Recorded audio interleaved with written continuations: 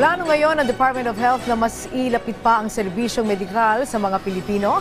Sa isang panayam sa Bagong Pilipinas ngayon, iginiit ni DOH Secretary Teodoro Herbosa na mas ilalapit pa ng kagawaran ng kanilang serbisyo sa mga kababayan natin.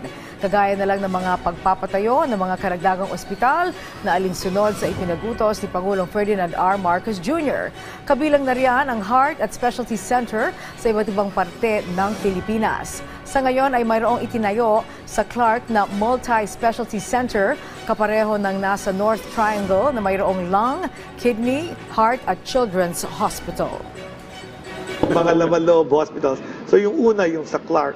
Tapos marami na rin tayong mga hospitals sa iba't ibang parte ng Pilipinas na tinulungan ng Heart Center ma-develop at ngayon nakakapag-operate na.